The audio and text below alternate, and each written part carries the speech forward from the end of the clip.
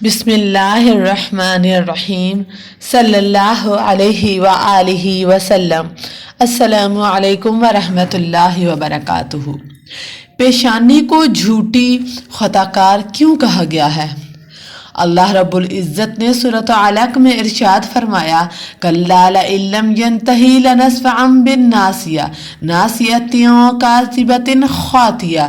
ہاں اگر باز نہ آیا تو ضرور ہم پیشانی کے بال پکڑ کر کھینچیں گے۔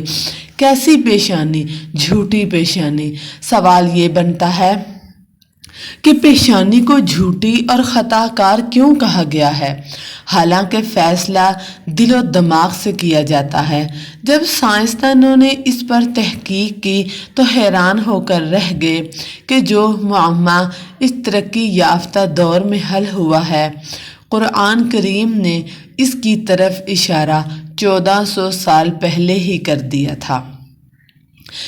ہمارے دماغ کا اگلا حصہ جو پیشانی کی جانب واقع ہے، اس سے فیصلے صادر ہوتے ہیں، یعنی کہ ہم اپنے دماغ کے اگلے حصے سے اپنے تمام فیصلے کرتے ہیں۔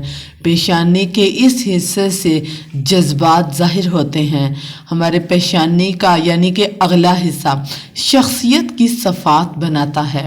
محققین کہتے ہیں کہ پیشانی کا یہ حصہ کاٹ دیا جائے تو انسان فیصلہ کرنے کی صلاحیت سے محروم ہو جائے گا۔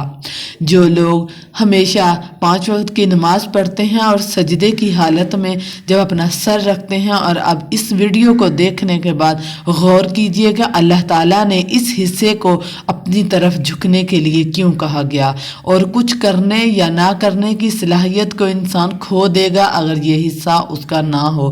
اس حصے کی ان خصوصیات کی بنا پر قرآن کریم میں فرمایا کہ اس پیشانی کے بال کھینچے جائیں گے، کیونکہ یہی ارادہ کرنے کے فیصلے کی جگہ ہے۔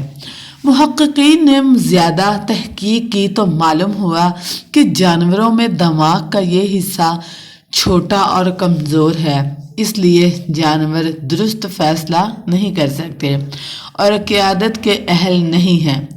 اسی طرف قرآن کریم میں یوں اشارہ ہے، مَا مِن دَابَّةٍ إِلَّا هُوَ آخِذٌ بِنَاصِیَتِهَا۔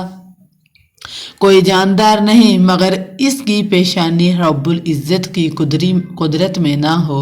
اور حدیث پاک میں یوں دعا ہے، ناصیتی بیدک، اے رب، اے میرے رب، میری پیشانی تیرے قبضہ قدرت میں ہے، یعنی اکمل و اتم طور پر خود کو تیرے حوالے کرتا ہوں یا کرتی ہوں۔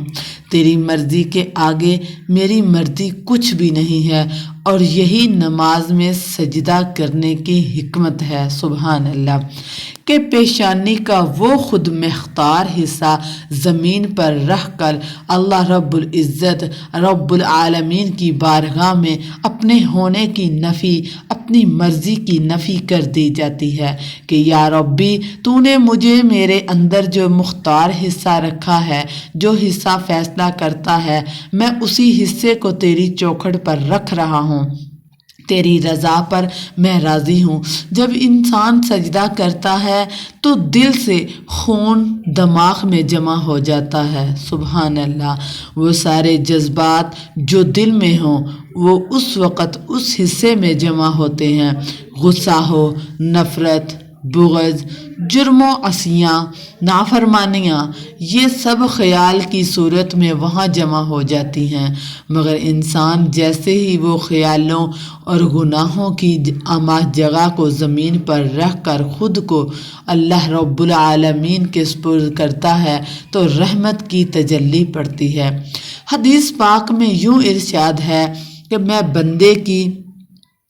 بندہ سجدے کی حالت میں سب سے زیادہ رب کی رحمت کے قریب ہوتا ہے، اور اسی وجہ سے بندے میں تبدیلیاں رونما ہوتی ہیں، اور انسان جب ہمیشہ سجدے کی حالت میں یعنی کہ 5 وقت کی نماز پڑھتا ہے تو وہ پرسکون ہو جاتا ہے۔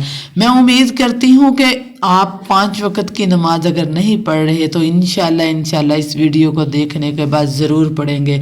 اللہ رب العزت سے دعا ہے کہ اللہ پاک مجھے اور آپ کو 5 وقت کا نمازی بنائے۔ جزاکم اللہ۔